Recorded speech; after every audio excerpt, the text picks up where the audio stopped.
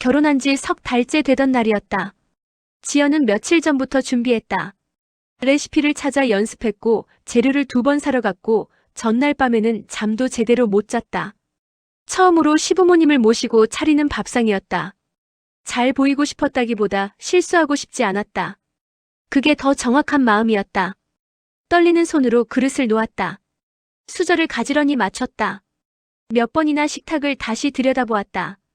갈비찜, 나물 3가지, 된장찌개, 그리고 직접 담근 김치. 정성을 다했다. 남편은 식탁을 보며 웃었다. 잘했네. 그 말에 조금 숨이 놓였다.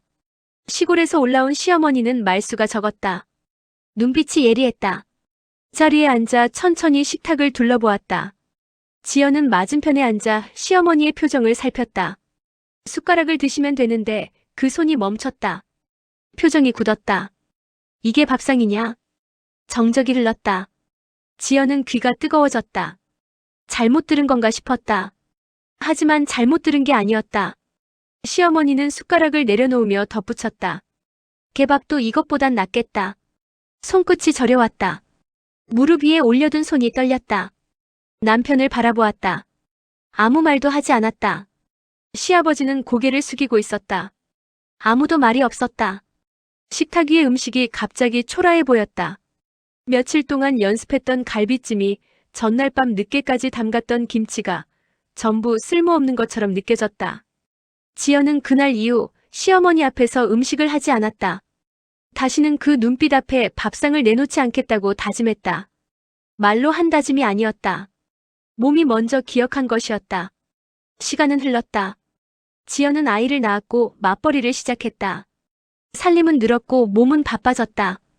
그렇게 일상이 쌓이면서 그날의 기억은 조금씩 희미해지는 것 같았다. 하지만 희미해진 게 아니었다. 그냥 눌러둔 것이었다.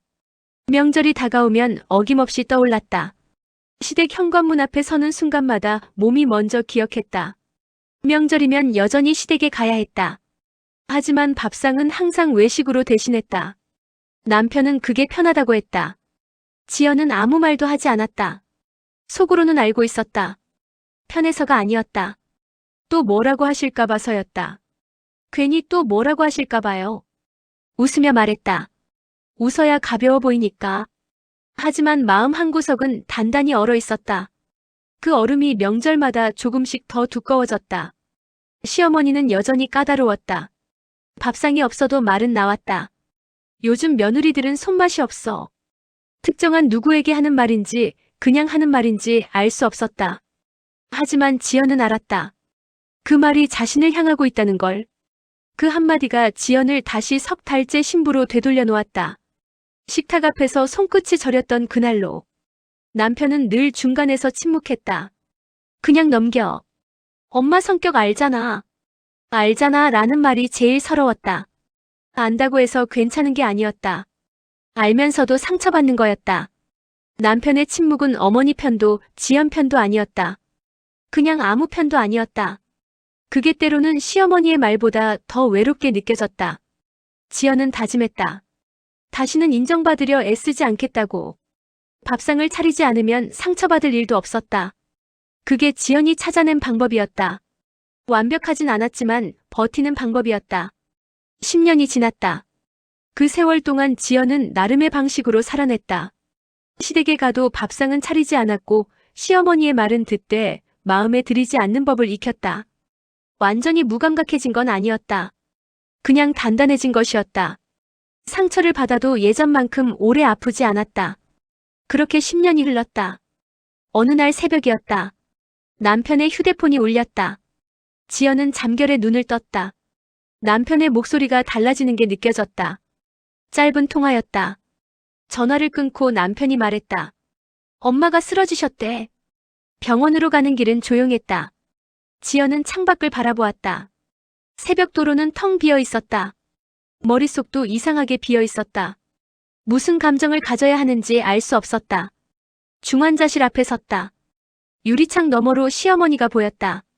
산소호흡기를 낀 채 누워 있었다. 생각보다 작았다. 늘 크게 느껴지던 사람이었는데 병상 위에 누운 모습은 작고 낡아 보였다. 지연은 그 모습을 바라보며 이상한 감정이 드는 것을 느꼈다. 미움과 연민이 뒤섞였다. 어느 쪽이 더 큰지 알 수 없었다. 의사는 조심스럽게 말했다. 시간이 많지 않습니다. 그 말을 들으며 지연은 10년 전 그날을 떠올렸다. 개밥도 이것보단 낫겠다던 그 목소리. 손끝이 저렸던 그 순간. 그 기억이 지금 이 복도에서 살아났다. 지워진 게 아니었다. 눌러두었을 뿐이었다. 며칠 뒤 의식이 잠시 돌아왔다. 시어머니가 힘겹게 입을 열었다. 지연아. 10년 만에 처음으로 이름을 불렀다. 며느리도 아니고 야도 아니고. 지연아. 그 두 글자가 병실 공기를 흔들었다. 지연은 자신도 모르게 숨을 멈췄다. 병실에는 둘만 남았다. 남편은 잠깐 자리를 비웠고 다른 가족들도 복도로 나갔다. 기계 소리만이 규칙적으로 울렸다. 지연은 침대 옆 의자에 앉았다. 시어머니와 단둘이 있는 게 언제가 마지막이었는지 기억나지 않았다. 아니, 처음부터 이런 적이 없었는지도 몰랐다. 항상 누군가가 있었다. 남편이 있거나 아이가 있거나. 시어머니의 눈이 천장을 향하고 있었다. 숨소리가 느렸다. 지연은 무릎 위에 손을 올려두고 창밖을 바라보았다. 무슨 말을 해야 할지 몰랐다. 해야 할 말이 있는지도 몰랐다. 그때 시어머니가 입을 열었다. 그날 그 밥상. 지연의 심장이 쿵 내려앉았다. 10년 전 그날이었다. 떨리는 손으로 차렸던 식탁, 굳어버린 시어머니의 표정, 그리고 그 한마디. 잊으려 해도 지워지지 않았던 기억이었다. 그걸 시어머니도 기억하고 있었다. 내가 잘못했다. 짧은 말이었다. 하지만 10년을 묻고 있던 매듭이 스르르 풀리는 느낌이었다. 지연은 아무 말도 하지 못했다. 목이 메었다. 시어머니는 힘겹게 말을 이었다. 내가 젊었을 땐 더 심한 말 들으며 살았다. 그게 당연한 줄 알았어. 시어머니의 눈가에 눈물이 맺혔다. 지연은 그 눈물을 바라보았다. 이 사람도 누군가의 며느리였던 시절이 있었다는 걸 한 번도 생각해 본 적이 없었다. 내가 상처받은 줄 알면서도 자존심 때문에. 말이 거기서 끊겼다. 숨이 가빴다. 지연은 손을 뻗었다. 시어머니의 손 위에 살며시 얹었다. 차갑고 마른 손이었다. 미안하다. 그 한마디가 병실 공기를 바꾸었다. 10년 동안 듣고 싶었던 말인지도 몰랐다. 막상 들으니 울어야 할지 웃어야 할지 알 수 없었다. 그냥 눈물이 흘렀다. 장례는 조용히 치러졌다. 집으로 돌아온 지연은 한동안 멍하게 지냈다. 해야 할 일들을 했다. 음식을 차리고 손님을 맞고 인사를 받았다. 몸이 움직이는 동안 마음은 어딘가 다른 곳에 있었다. 병실에서 들었던 말들이 자꾸 떠올랐다. 내가 잘못했다. 미안하다. 그 말들이 귓가에서 사라지지 않았다. 며칠 뒤 지연은 시어머니 방을 정리했다. 서랍을 열고 옷장을 들여다보고 오래된 물건들을 하나씩 꺼냈다. 손이 느렸다. 서두르고 싶지 않았다. 서랍 안쪽에서 작은 수첩이 나왔다. 시어머니의 필체였다. 낡은 수첩이었다. 표지가 달아있었다. 펼쳐보았다. 음식 레시피가 빼곡히 적혀 있었다. 갈비찜 양념 비율, 나물 무치는 순서, 김치 담그는 날짜. 평생 몸으로 익힌 것들을 손으로 옮겨 적은 것이었다. 페이지를 넘기다 손이 멈췄다. 지연이 음식은 깔끔했다. 말은 못했지만 손이 고왔다. 지연은 그 문장을 읽고 또 읽었다. 깔끔했다고. 손이 고왔다고. 10년 동안 단 한 번도 듣지 못했던 말이 여기 있었다. 말로는 못했지만 적어두었다. 눈물이 그 위로 떨어졌다. 손으로 닦으려다 그냥 두었다. 며칠 뒤 지연은 오랜만에 식탁을 차렸다. 갈비찜, 나물 3가지, 된장찌개. 10년 전과 같은 상이었다. 남편과 아이들이 둘러앉았다.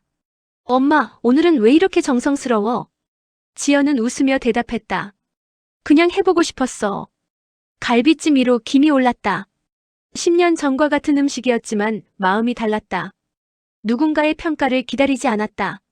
인정받으려 애쓰지 않았다. 그냥 차렸다. 그것만으로 충분했다. 마음속으로 말했다. 그 말 평생 잊지 못했어요. 하지만 이제는 놓아보려 해요. 상처는 완전히 사라지지 않았다. 그러나 이해는 그 위에 조용히 내려앉았다.